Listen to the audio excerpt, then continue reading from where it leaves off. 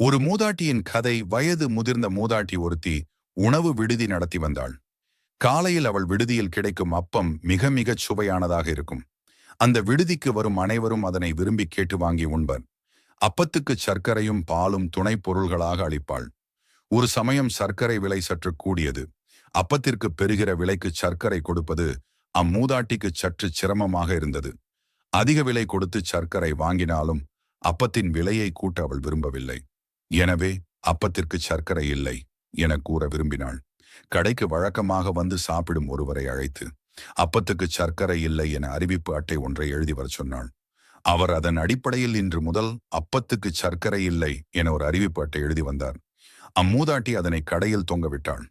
காலையில் சாப்பிட வந்த ஒருவர் ஓர் அப்பம் வாங்கி சாப்பிட்டார். சர்க்கரை இல்லாமலே சாப்பிட்டார். இரண்டாவதாக ஓர் அப்பம் கேட்டார். அவள் இரண்டாவது அப்பம் கொடுத்தாள். அவர், அம்மா, அப்பத்துக்கு சர்க்கரை கொடு என கேட்டார். அம்மூதாட்டி அறிவிப்பு பலகையை பார்த்தீர்களா என்று கேட்டாள். அப்பம் வாங்கியவர், பார்த்தேன், படித்தேன், அதன் பிறகுதான் சர்க்கரை கேட்டேன் என்று கூறினார். அதை படித்துவிட்டுமா கேட்கிறீர் என்றாள் அம்மூதாட்டி. ஆமாம், அறிவிப்பு அட்டையில் என்ன எழுதியிருக்கிறது? இன்று முதல் அப்பத்துக்கு சர்க்கரை இல்லை என்றுதானே எழுதியிருக்கிறது. இரண்டாவது அப்பத்துக்குத்தானே நான் சர்க்கரை கேட்கிறேன் என்றார். ஐயா, அப்படியா பொருள் கொள்கிறீர்கள்? சரி, உங்களுக்கு இன்று சர்க்கரை கொடுத்து விடுகிறேன். நாளை அறிவிப்பு அட்டையில் எழுதியிருப்பதை மாற்றிவிடுகிறேன் என்று கூறினாள். அறிவிப்பு அட்டை எழுதியவரை அழைத்தாள். ஐயா, அறிவிப்பு அட்டையில் அப்பத்துக்கு இன்று முதல் சர்க்கரை இல்லை என எழுதிவிடுங்கள் என்றாள். அந்த நாள் முதல் அப்பத்துக்கு சர்க்கரையின்றி விற்கத் தொடங்கினாள்.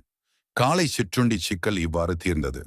பகலுணவு வழங்குவதில் ஒரு புதிய சிக்கல் ஏற்பட்டது. அன்று மதியம் வழிப்போக்கன் ஒருவன் அந்த உணவு விடுதிக்குள் நுழைந்தான். மூதாட்டியிடம் 5 பணம் கொடுத்துவிட்டு, அம்மா, எனக்கு அதிகமான பசியாக இருக்கிறது, எலுமிச்சங்காய் அளவு சோறாவது எனக்கு சீக்கிரமாக போடு என்றான். மூதாட்டி, நீ கேட்டபடியே எலுமிச்சங்காய் அளவு சோறு போடுகிறேன் என்று கூறினாள்.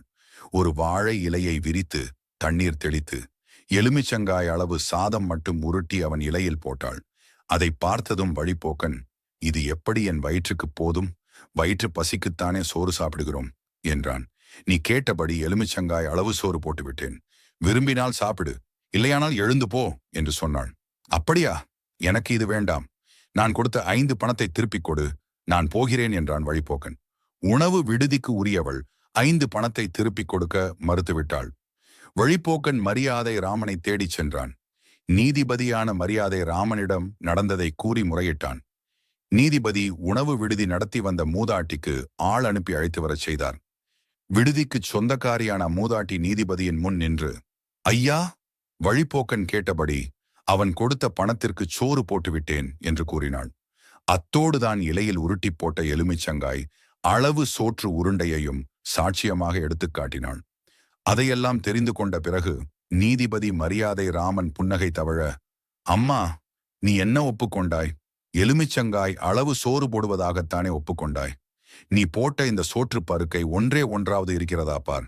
ஆகவே வழிப்போக்கன் கொடுத்த பணத்தை திருப்பிக் கொடுத்து விடு, அல்லது எலுமிச்சங்காய் அளவு பருமன் உள்ள ஒரு சோற்று பருக்கையாவது போடு என்று தீர்ப்பு வழங்கினார். சொல்லின் நுணுக்கத்தை உணர்ந்த உணவு விடுதிக்கு உரிமைக்காரியான மூதாட்டி, அந்த அளவு பருமனாகும் சோற்றுக்கு உரிய அரிசிக்கு நான் எங்கே போவேன் என்று கூறி வழிப்போக்கன் கொடுத்த 5 பணத்தை திருப்பிக் கொடுத்துவிட்டு நீதிக்கு அடிபணிந்து நடந்தார்.